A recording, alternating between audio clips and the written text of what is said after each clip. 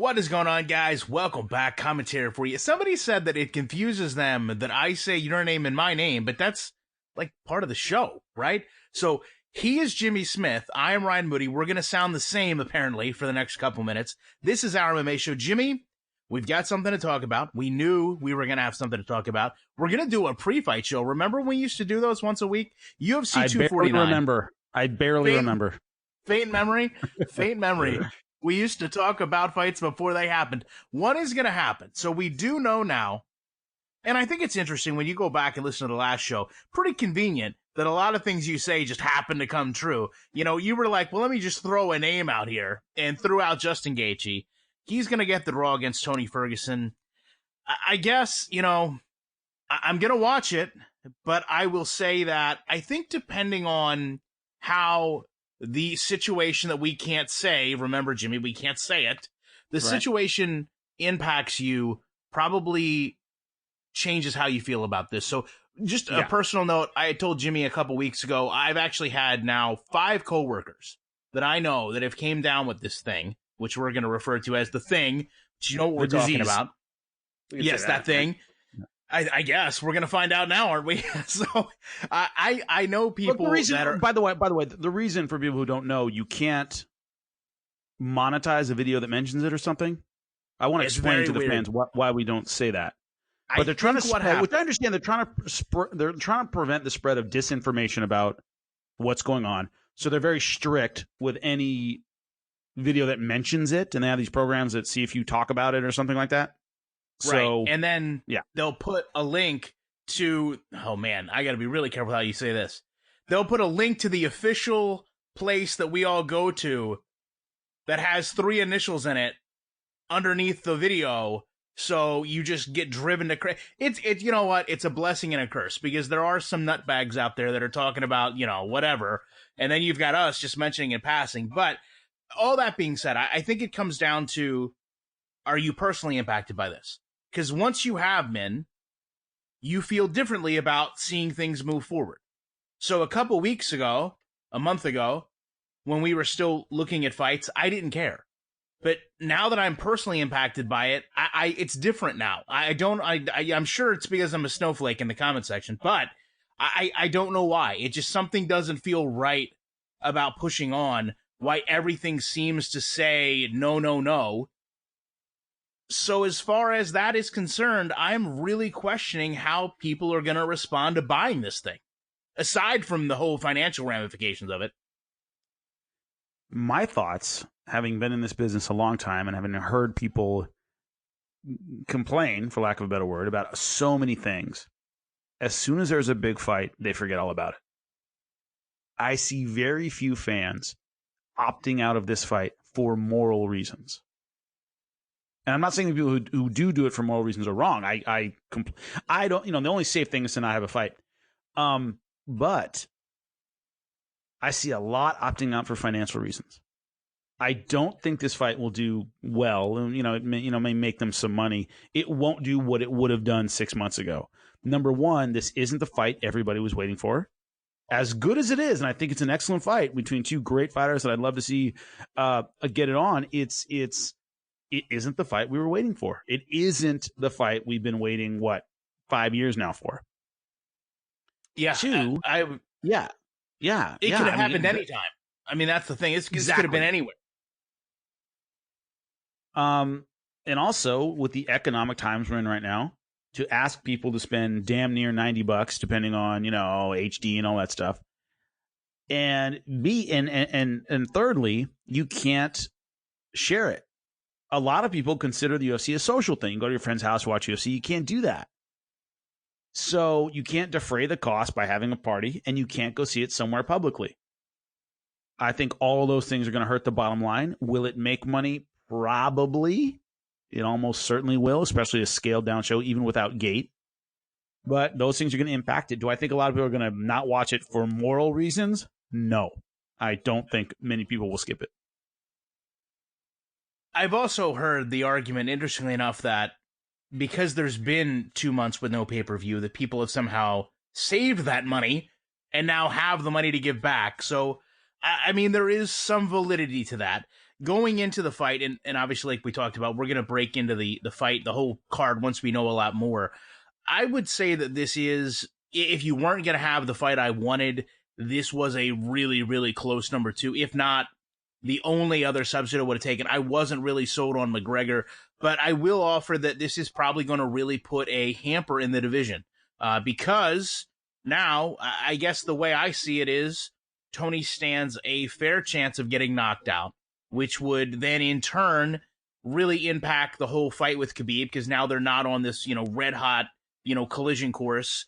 It brings Conor back into the picture against Tony, but that doesn't make a whole lot of sense against Khabib, obviously, because what we've seen before, and there really hasn't been any, I don't want to say bad blood, but there's nothing that makes me want to see, Conor and Justin fight. Just because, I mean, what is that? The styles clash of, power versus speed? Like, I think we get that enough, and I'm also pretty sure I know how that fight's going to end as well. What bothers me about it, and it isn't so much about the way I see it, the top 7 guys at 155, match them up any way you want, you're going to get a great fight. That's what makes it such a great division. That's what makes it so compelling is, show me a bad fight at the elite at 155. It's hard to even make one if you tried, because it's an embarrassment of riches. So what you're talking about to me is that, circled on your calendar, oh my God, unbelievable showdown. That was Khabib versus Tony. Anything else is good, really good, great even, but it's not that fight. But I don't feel how you do about it, where it's like, I'm not sold on this, I'm not sold on that. I don't think you can get a bad fight at 55. I would pay for Conor versus Gaethje. I would pay for Tony versus Conor. I'd pay for Tony versus, it's any of those matchups to me are fantastic. Dan Hooker's very much in the mix. Taking on Poirier, he's very much in the mix. I think it's an amazing division. You can't really go wrong. It's a matter of what I think you're putting your finger on is, with things being how they are now, with things up in the air economically, will people turn out and get excited for a fight that isn't the fight, right? The fight. Is that enough to get people spending money when they might not have a job? I waited 5 years. I'm fine waiting another 5 months. I mean, how many times have I seen this poster? A lot. Like, at this point, I will say, I'm starved for MMA to the point that I'm willing to watch Yoel Romero and Israel Adesanya again. But at the same time, I don't want to, I guess you feel like, in a way, it's Christmas Day, right? Like, you wake up and you've got your expectation of what you want, and then you go down and, you didn't get that. So every other present sucks.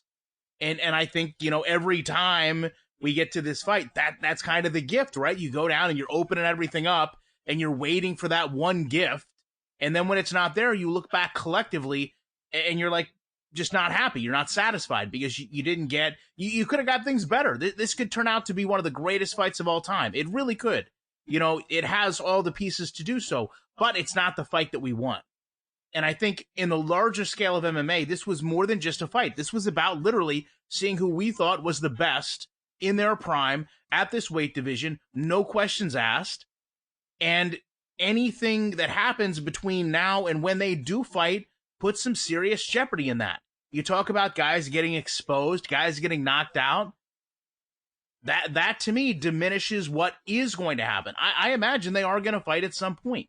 They've been on a collision course for what feels like 10 years. So why are we pushing a fight out that doesn't need to be done? Are we really starving to get the division back in order? Are we really, waiting for these fights? Of course not. We have nothing but time. So it just seems so hastily done. Like we mentioned in prior shows, it seems like a personal vendetta to keep the whole thing going. So you're going to take the one thing away that we wanted in order to do it. I mean, you can look at it one way or the other. You can be happy there's fights, but in a way, I feel like we've lost something that we were really deserved and owed as fans. They probably owed it to each other as fighters. And why are we not doing it? just to put on an event, just to say an event got done in Nowhere Town, USA? I mean, that just seems a bit preposterous. And like you said, God forbid something happens to one of these fighters on this card, then the whole thing's going to be looked at poorly. When you say we have all the time in the world. The UFC does not have all the time in the world. Endeavor is losing money every single day. Because the UFC, my sources tell me, hasn't laid off anybody. So they're paying for office staff, they're paying for everybody, their offices, and no money's coming in. Or very little, whatever you pay on Fight Pass. The clock is ticking for them. If you think, we can all blame Dana White all day, and it is his decision, ultimately, because he's the face of the company.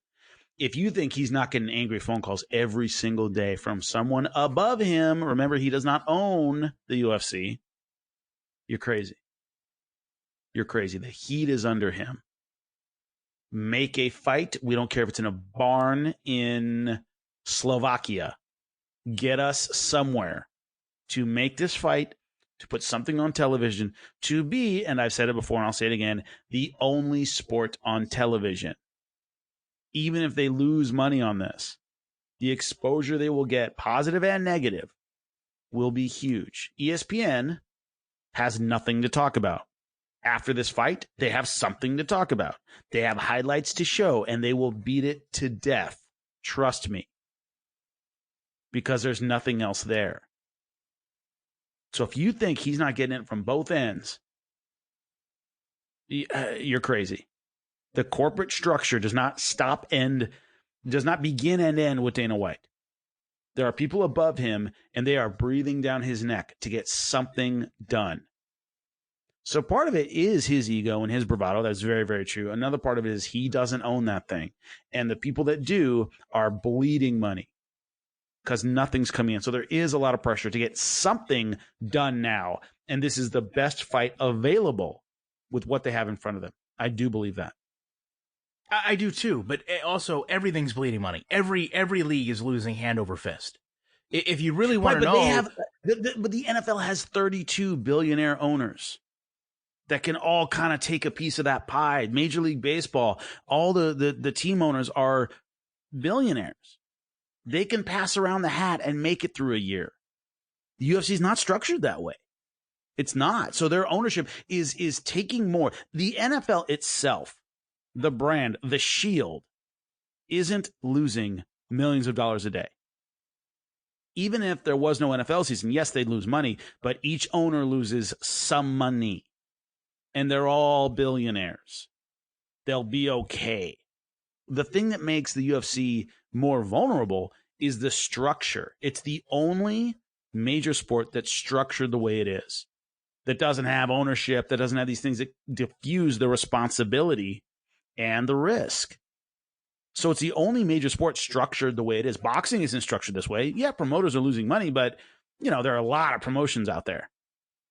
Everybody's losing a little money. It isn't like boxing as a whole has one organization that's hemorrhaging money. The UFC is a monolith in the United States, and they're losing money. So, he's getting an earful, I'm sure, about getting a fight done. Okay, but to that point, some of this is their own lack of preparation, okay? I mean, WWE just lost how much with 2 taped WrestleManias over the course of the weekend? Yet somehow their network continues to thrive because guess what their network does, Jimmy? It actually puts out content. If you pay for Fight Pass, and you've known for a very long time, and I mean years on years, the amount of new content that the UFC Fight Pass actually creates is marginal and slim. They couldn't put out Looking for a Fights once a month if it saved their own brand. Yes, they go out and they cover a lot of different events, but they don't create any programming. They don't do anything that endears fans to their fighters. They used to look at the Where Are They Now series. They used to go through some side panels, but they just don't create content. And I'm sorry, if anything, they've went over to ESPN and leaned on them as a giant crutch to create that content, to put together the highlight packages, the top 10s, to use Daniel Cormier. So in a way, while they were making more money off me as a fan than any other sport in America, and in many cases paying their athletes less than any other sport in America, they didn't return the favor to me as a fan. So guess what? When there was a drought, instead of doing what almost every other sport in America did, which has come to me with free programming and free content, they sat on their hands and said, we don't have anything. And then now they finally had to rush things together to put out a half-hearted show with God knows how many actual fights where we don't even know what's going to take place, but they expect me to care the same amount as I did before. And it's kind of hard to do that, to be honest with you. Yeah, they made their own bed for sure. For sure. I'm just explaining that when you say, why don't they wait longer? They lose more money every single day. Now, did they not prepare for that? Yes. Yes. Is it their own fault? Yeah. But my point is, when you say, what's the rush? What's the hurry? The clock is ticking loudly in Dana White's office about how much they're losing every single day before they have to start laying people off, which they don't want to do. So it's the vulnerability. And we're also not, I mean, in my lifetime, we've seen baseball strikes, we've seen football strikes, we've seen everything go away for a year, depending on what was going on. The last one, I think, was in the 90s in baseball. They came back. They've been through hard times. They'll be around again. We're used to seeing the other stick and ball sports go away for a few months every year. So the UFC doesn't have that at all. They don't have a season. They aren't American institutions like Major League Baseball and the NFL and things like that. So there's just a bit more vulnerability there. And so that's all those things create a sense of urgency that I don't think exists in other sports. That's the second time you brought up the baseball strike. And I will offer to you that the baseball strike, that's the last one I remember. It permanently impacted my love for baseball. A lot of people it did. It did a lot of people. Yeah. I will say, during my undeniable amount of free time to watch content, there is a movie on Netflix, and I think you will probably enjoy it. It's called Jack of All Trades. It's a documentary by Stu Stone, where his father dies, and he goes back to his mom's. His mom is very adamant about him getting rid of all the baseball cards. His father owned a hobby shop, so they have just boxes and boxes and boxes of baseball cards and memorabilia. And he thinks in going back, that all these mint condition cards, and there's a lot of them, are going to just be worth a small fortune. And he slowly realizes that because of the era that you and I grew up in, not only with the strike and steroids and everything, that the card's value is just nothing. But it's played out in actual real time. So you see him, coming back, believing that these cards are just beyond value. And then slowly learning piece by piece that they literally are worthless based on, how many they printed. But it's just so odd because, our ages are similar. We grew up in a very similar time frame. And I remember, the baseball strike was such a big part to me because I loved baseball. I collected everything and I was a big fan. And I felt like they had turned their back on me to a large degree. The last time you brought up, I was gonna say something, but I didn't. But it is ironic that it stuck with a lot of people in our age group that much where, you feel betrayed by it. I don't feel any type of feeling like that now, though. I mean, I guess I see how people could draw comparisons to ultimately what happens, but I think these are two ultimately totally different scenarios. I actually look at it more negative that they've continued to press on the way they have. I think it's interesting what would have taken place in that conference call that they had with the president, with all the leaders of sports. I'm sure they were trying to get them all on the same page, and I can only imagine Dana was probably the only one defiant enough to continue to say, I'm not gonna play that game. I have to keep going. The hard part, when they announce, and they still haven't announced where it is.